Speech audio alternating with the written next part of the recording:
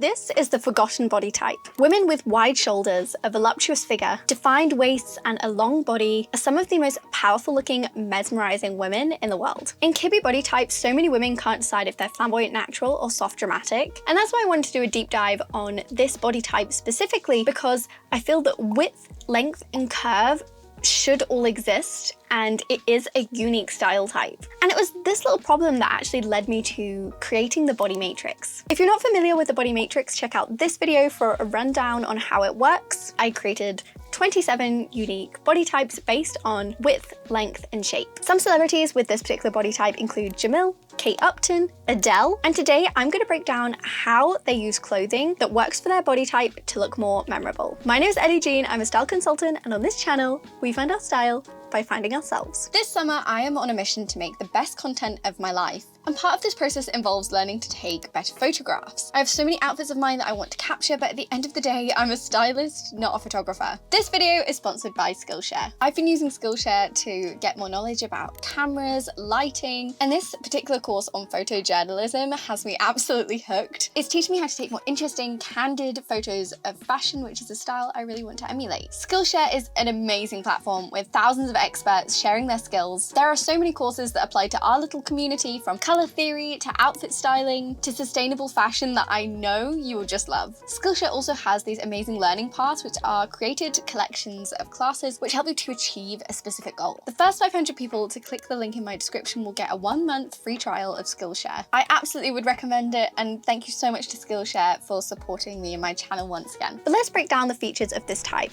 First of all, wide. Width is most obvious in the shoulders. If you have wide shoulders, you're likely to have width in the rest of your frame through your bone structure. This kind of guides your entire silhouette. So what we mean by width in the shoulders, it could mean that it's the widest point in your body, your shoulders and your upper body. A good indicator is if you look at the outermost shoulder point, you create a diagonal line, which makes the shoulders kind of dominant. So it creates a diagonal line from the outer point of your shoulder through to your armpit, whereas you can see on my shoulder, it's kind of pretty much a straight line. My shoulders are extremely narrow, they're very rounded. They will usually also have a square shape. Long, if you're 5'7" and taller, you probably suit long lines the best. This is considered a long height. Even in Scandinavian countries where height on average is much taller in women than the rest of the world, the average height of a woman is still somewhere between 5'5" and 5'6". So I think it's fair if we say between 5'4" and 5'7" is considered moderate height. So as well as how tall you literally are, we also take into consideration your vertical line, which is where you consider how tall you look to other people as well as how tall you actually are. So if you were, say, 5'5", but you looked like you're about 5'8", I would consider that long. If you were 5'1" and you looked taller than you are, you're probably still only going to look like 5'6", so you're more likely to be considered medium. Obviously, there are exceptions to this, but as a general rule, I think that's a good place to start. Round. This means that the shapes in your frame, especially your chest and your hips, notably, are going to be rounded. So they'll have a softness to them. This can also extend into your limbs, so they'll have a kind of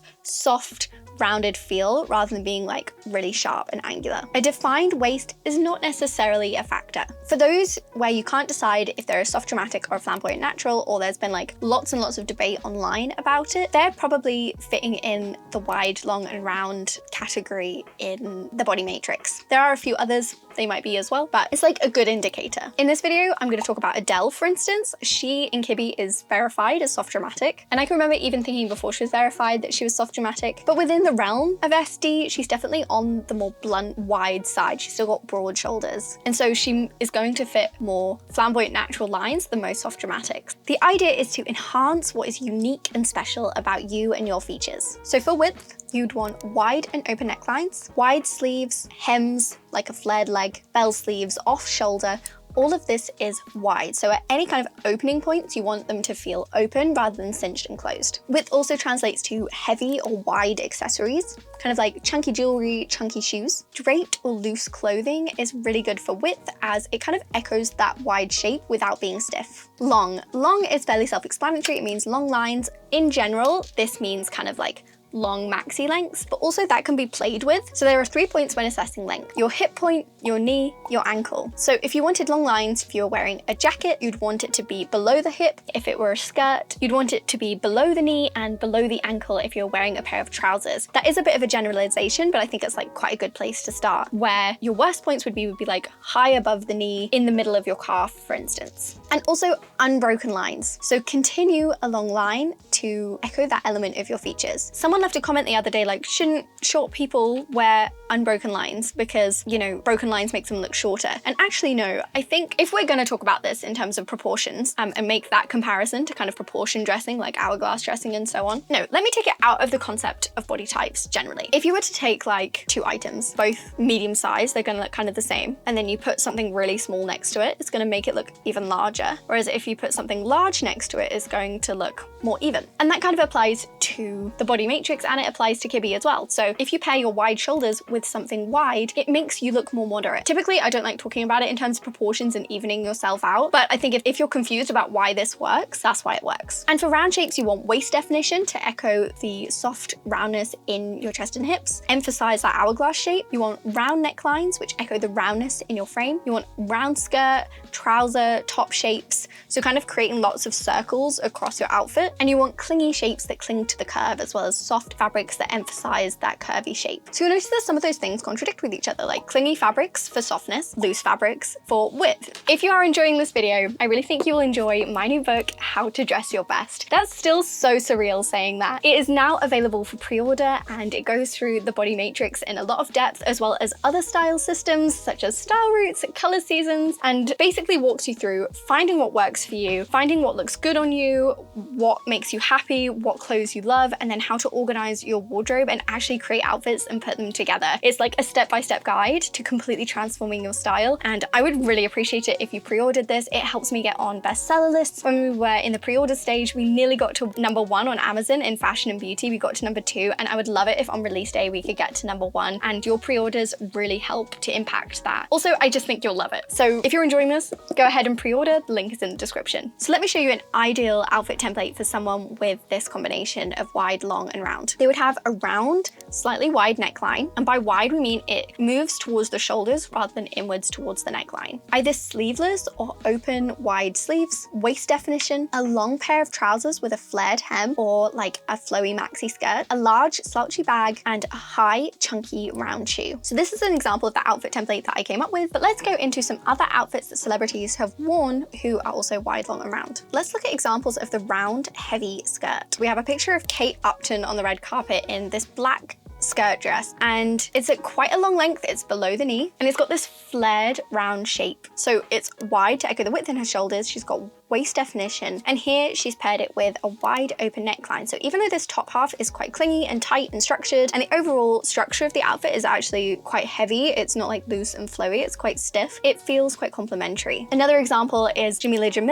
in this flared round skirt, same shape, and she's paired it with an off-shoulder neckline, so it echoes the width in her shoulders, with large round sleeves. Now large sleeves are really good for width because they echo the width, they echo that large shape, and they're also rounded. I would also argue that this outfit of Vivian, who I'm going to talk about later, also fits this category. And here she's paired it with a square neckline, so she's got something quite sharp and structured on top, but because it has that really long line and that round shape, it really works. Template 2 is the flowy dress. So we mentioned that within width, you have flowy draped fabrics. Kate Upton and Ellie-Jean here are almost wearing the exact same dress. It has this low open neckline, which echoes their long vertical line and their width. The fabric of the dress is very flowy and very loose. Both have waist definition, and the skirts in both are kind of a little bit rounded, but both are kind of, I mean, Kate Upton's is quite short for her, it's above the knee, but it's kind of balanced out, and that makes it look extra sexy. So it looks a little less timeless and a little bit more sexy. This Adele dress also has that flowy, gentle fabric. It's got a little bit of an open neckline, and it's got waist definition. Just this next one of Jamila in the purple dress, this has a rounded neckline, a flowy fabric, waist definition, and a long line. So I think you can see how you can combine elements that work for width, elements that work for curve, and elements that work for long lines without contradicting each other. Template 3 I found really interesting because almost all the celebrities I looked at had a variation of this, and this is the suit with the flowy leg, as I like to call it. And it tends to be monochrome as well, so you've got that unbroken line from head to toe with with that one color. Kate Upton's, I think, is the best rendition of this. She's got some waist definition with a little bit of a button. She's not wearing anything stiff underneath. She's wearing a really sexy top, so it opens up for that curve. She's got an open, wide leg, but at the top of her leg, it's quite fitted, so you can see her curve emphasized here. And obviously the outfit is long. Hannah Waddingham has that. This isn't a suit, this is more like a jumpsuit, but I think it still iterates that point of the wide flowy leg. The fabric of the trouser is soft, it's gentle, it's flowing, it's clingy at the hips. She's got waist definition, and then she's got that wide neckline, which is open. It is that off-shoulder neckline. And then Jamila Jamil, this is an outfit template she returns to. I don't particularly like it with the sharp shirt underneath, but that is kind of her style, to lean a little bit more masculine. But the way that it's clingy to the knee is perfect because it honors that curve, and then it's open at the leg. And Vivian Hoorn also does a version of this as well, except I feel that her blazer is maybe leaning a little too wide. It would be good to have a little bit more fittedness at the waist, but that has gone out of fashion and it's really hard to find. The last template I wanted to talk about refers to Kate Upton. She likes to wear these loose, relaxed V-neck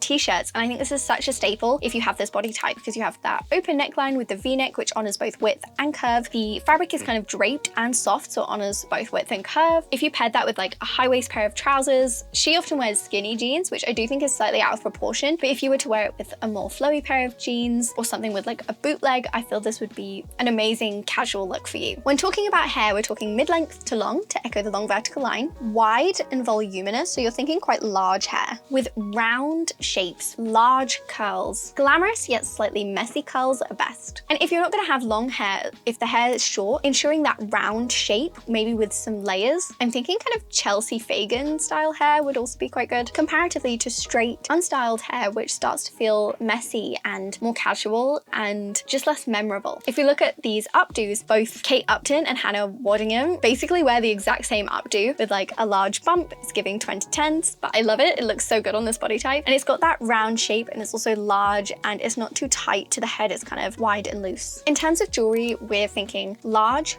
round, and heavy. So this could mean like large hoop earrings, chunky bangles, large round sunglasses. Typically cat eyes look best. Nothing with like thin frames. You want quite heavy, glamorous frames. Large statement earrings, long pendant necklaces, a statement belt buckle or like a wide belt. You're going to need larger jewelry and more jewelry for it to feel noticeable on you because you have that longer, wider body type. I asked on my stories if you had any influencers that had this body type, and one that was recommended a couple of times was Vivian Hoorn, who I've mentioned a couple times in this video. I wanted to talk about this outfit because I think it's a good example of a tighter outfit if you wanted to go against your lines or lean into the round shapes. And I want you to look at the shoulders. The shoulder points of this dress are in a straight line and they lean more towards the shoulders. This is quite a wide shape here. They don't bend inwards towards the neck and they start wide. They don't start kind of like near the neckline like a lot of straps do. They start very much at the point of the shoulders, and this helps to balance width. The neckline as well is very close neckline, which isn't recommended, but I think this works quite well. It looks quite sophisticated because it's actually not too close to the neck. You can see a lot of space between the neckline, the fabric of the neckline, and the neck itself. The skirt is long, the belt is slightly chunky. All of this is coming together to make it feel really harmonious. Outfit 2 really reminded me of the dress from Adele's Instagram that she used this was kind of her makeover moment. This was a huge moment for Adele when she lost weight, and it was like a huge PR thing. But both of these dresses have similarities. They're both tight, long dresses honoring that curve. They're both off the shoulder to honor width, and they have these large sculptural, architectural elements that are quite wide, almost fluffy and rounded, and that honors width. And it's such a good way to lean into what's special about your frame and use that to create a statement. Madeline is a follower of mine. She's donated her photos, and if you guys want to see some of your photos in one of these videos and get some of my analysis on you, you can donate your photos below. So Madeline says, I hope you analyze me. I used to have a lot of problems dressing feminine because I feel that my shoulders are not in proportion with the rest of my body. That's my biggest insecurity, and they don't need to be in proportion with the rest of your body. That's an amazing, unique part of your features, which you should definitely lean into. I'm trying not to pay so much attention to that. I guess my style is creative, romantic, and bohemian. I think I'm flamboyant natural. I'd love you to give some advice. So if we look at her line drawing, you can see that her shoulders are a dominant part of her frame, which is by no means a bad thing, even though she feels insecure about it. This is what I love about these body type systems. They show that the way we've been talking about bodies all this time is so wrong. There are so many beautiful, incredible women with shoulders as the dominant part of their features, and that's actually a good thing. That's actually what makes them so special and so unique. She has a curvy bust, curvy hips. She's 5'6", so she's in the medium height range, but she looks much longer. She looks looks much taller. So she's long, and she also has long limbs, long features. She didn't really have any particularly bad outfits, to be honest, but I thought this was somewhat of an example. So in this winter outfit, the high waist trousers is good, pulls more attention to the waist. The wide lapels of the jacket work really nicely. I feel that the jacket is a little bit stiff against her wide and soft frame. Something with a little bit more draping in the fabric, something that feels a little bit looser would work really well. The closed neckline also throws off the proportions. It looks a little tight and restrictive. Something like a slash neck jumper or paired with like a loose draped scarf would help bring that softness and that draping back near her face, and it would look a little bit less restrictive. This outfit I feel is really good. You have the wide neckline, which is kind of round. It echoes the width in her shoulders and it makes them kind of a statement feature, which works really nicely. It's got waist definition. Obviously this is breaking the rules. It's a short dress, but that's fine because we have elements to balance that out. So the volume in the skirt, for instance, honors the width in her shoulders, creating this wide round shape. It's a very similar shape to what we saw in Vivian, Hoorn's and Adele's dresses up in the sleeves, except this is in the skirt. I don't mind the floral accessory. I think the floral element is kind of large, it's rounded, but I do think being in the hair rather than being a tight closed element on the neck would be a little bit better. In summary, some keywords you can use when trying to put an outfit together: wide, long, round. Of course, you could also use loose, long, and soft, or flared, long, and rounded. I think ensure that waist definition. Have the rest be wide, loose, flowy. A couple of clingy elements either at the bust or at the hips is your absolute best bet. And there's no specific aesthetic attached to any of this. I do think looks tend to lean kind of like messy glam, but you by no means have to do that. As long as you focus on your silhouette, you can add in the details you like for your style roots, or perhaps details that match your essence better through the details like pattern, through the fabric type, through the kind of accessories you wear, and focus on the vibe and the theme without sacrificing your best silhouettes. I've been so excited to make this video. I've literally been planning this for the last more than a week. So yeah, if you want to see more videos from me where I'm including photos of celebrities, you can support me by subscribing to my Substack, which is £5 a month. You get loads of extra benefits. You get extra videos, a newsletter from me every week with an extended section specifically for subscribers, and I would really, really appreciate that. Thank you so much for watching. I will see you next time.